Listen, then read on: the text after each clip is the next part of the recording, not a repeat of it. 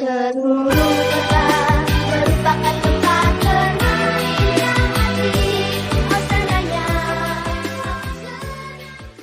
Episode 44, Cinger dan Longer saling mematahkan hati mereka masing-masing untuk hari esok, di mana Cinger harus kembali ke Mongolia untuk menikahi Wacheng.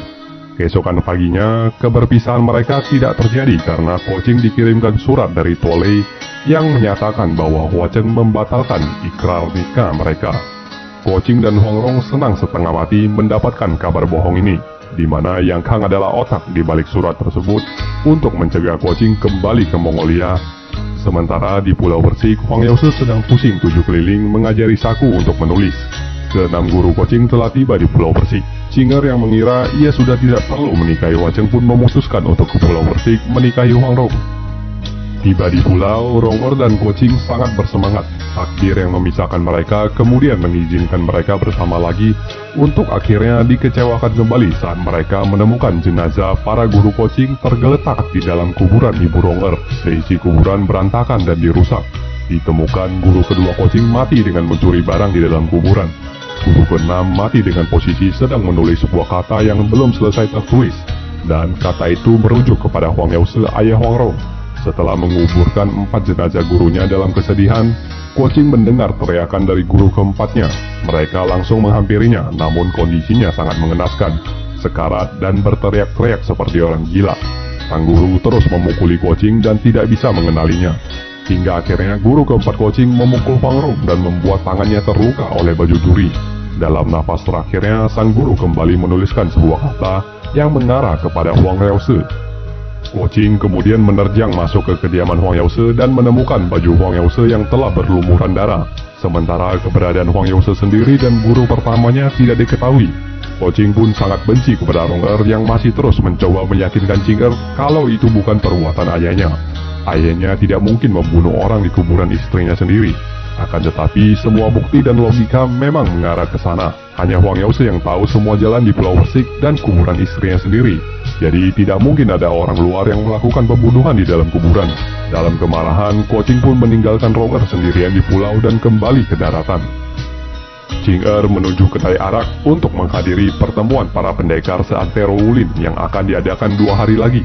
Ia yakin Huang Yaose akan menuju ke sana.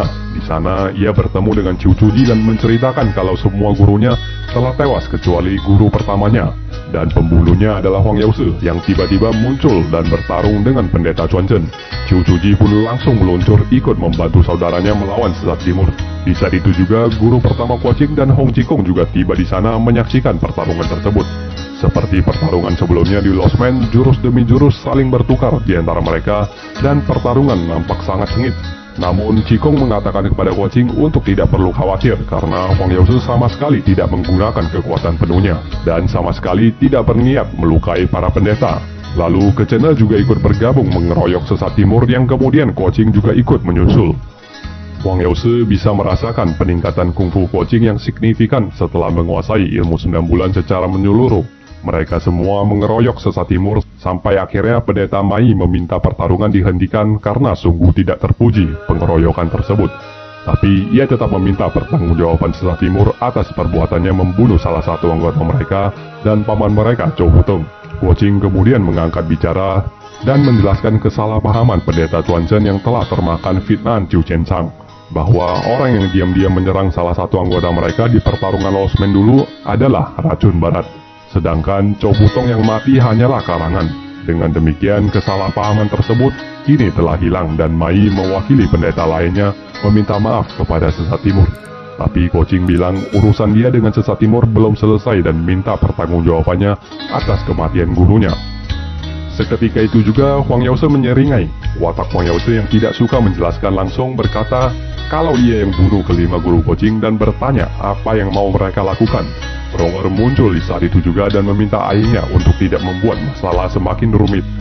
Tapi ia kembali menegaskan lagi kalau semua itu perbuatannya dan tiba-tiba Kecena muntah darah pengaruh racun di tubuhnya. Kocing berjanji akan mencari perhitungan dengan Huang Yaose besok setelah mengobati gurunya. Setelah diobati, Kecen meminta Kuocing untuk bersumpah apapun yang terjadi, dia harus membunuh sesat timur untuk membalaskan dendam kelima gurunya. Malamnya, Ronger berusaha untuk meredam amarah Cinger dan meminta ia berpikir lebih jernih lagi. Tapi Kuocing telah berkeras hati. Esok pagi pun tiba dan mereka semua berkumpul. Kuocing yang mau menyerang sesat timur pun dicegat putrinya. Ronger akhirnya juga menunjukkan sikap keras kepalanya. Ia meminta Kuocing untuk melawannya sebelum melawan ayahnya. Setelah didesak Kecen, Kuocing mengalirkan tenaga dalamnya dan melukai dirinya sendiri. Ia berkata ini adalah sebagai bentuk ia membalas jasa Ronger selama ini dan mereka resmi putus hubungan setelah ini. Saat itu juga racun barat tiba. Melihat hal ini, pendeta Chuanchen langsung ingin menyerang Ouyang Feng dan membalas kematian saudara mereka. Tapi Hong Qikong yang menyaksikan dari tadi di atas kedai langsung turun. Ia berkata kalau mereka semua terlalu ribut dan mengganggu istirahatnya. Qikong berkata kalau event pertemuan pendekar di kedai arak jatuh pada esok hari, dan seharusnya hari ini tidak boleh ribut mengganggu ketenangannya. Mendengar hal itu, semuanya setuju untuk diam dan menghargai permintaan Qikong. Dengan beratapkan langit, semua pendekar duduk mengobrol dan saling menyindir. Dalam kesempatan itu, Huang Yaosu menyindir 7 pendekar aneh dan Kecen yang memang buta tidak bisa membedakan mana yang benar dan mana yang salah. Tanpa terasa, pagi telah menyongsong diikuti dengan sebuah kapal mendekati dermaga di depan mereka. Itu adalah kapal Pangeran ke-6 dan Yang Kang. Dalam sekejap, pertarungan pun terjadi. Ouyang Feng langsung bertarung dengan para pendeta Chuanchen, sementara Kuocing langsung bergelut dengan para petarung Qin. Yang Kang juga langsung turun tangan menghadang Kecen yang membantu pendeta Chuanchen. Kecen yang kalah dalam pertarungan dan dalam bahaya kemudian dibantu oleh Ronger dengan jentikan batunya. Meski demikian, Kecen tidak berterima kasih padanya. Dan dalam keadaan genting lainnya, Huang Yaosu juga membantu Kecen untuk memblokir tenaga dalam Yang Kang untuk menyelamatkan dia. Di tengah itu, tiba-tiba bocah tua nakal datang juga. Para pendeta melihat paman gurunya sendiri yang masih sehat. Ronger kemudian meminta bocah tua nakal untuk memberikan pelajaran kepada racun barat. Tapi bertepatan dengan itu datang sebuah kereta kuda yang dipenuhi gentong asap beracun. Tenaga semua orang melemah dan terpaksa masuk dan terjebak di dalam kedai arak. Sementara itu, pasukan Qin datang dalam jumlah yang besar dan mengepung kedai arak. Di dalam, Qikong meminta mereka semua untuk mengesampingkan dendam mereka sementara waktu dan memikirkan cara melawan bangsa Qin. Dari luar, pasukan Qin mulai melepaskan ratusan panah ke dalam kedai. Dan Yang Kang meminta Kuocing untuk segera menyerahkan kitab perang. Kuocing kemudian menceritakan mengenai kitab perang yang dimilikinya dan semua senior meminta Kuocing untuk menjaganya baik-baik. Tidak lama, ular beracun pun mulai dilepaskan. Mereka semakin terpojok dengan serangan panah dan ular. Fisik mereka juga lemah akibat racun di mana di luar sangat banyak kepungan prajurit dari Ouyang Feng. Tapi untungnya Kecen teringat kalau kedai ini memiliki sebuah jalur bawah tanah. Ia pun memandu mereka melewati jalur tersebut hingga keluar tak jauh dari kedai. Segera setelah itu semua berpisah mengambil jalan masing-masing setelah berterima kasih kepada Kecen. Huang Yaosu yang merasa berhutang nyawa berusaha ingin menjelaskan soal kematian saudaranya. Tapi tampaknya Kecen sudah tertutup amarah dan tidak ingin mendengar. Untuk itu ia pun pergi bersama Qikong tanpa menjelaskan. Kuocing dan gurunya kemudian terkejar oleh petarung Qin dan para prajuritnya. Kondisi sangat genting, Kecen bahkan tertembak oleh anak panah sementara Kuocing terlalu kewalahan menghadapi serangan beruntun. Ronger kemudian muncul menolong dan membawa Kecen pergi. Meski demikian, Kecen terus memaki Ronger di sepanjang perjalanan dan menolak bantuan Ronger. Tapi Ronger tidak mempedulikan makian itu dan tetap menolongnya, walau membalas makian itu dengan makian juga.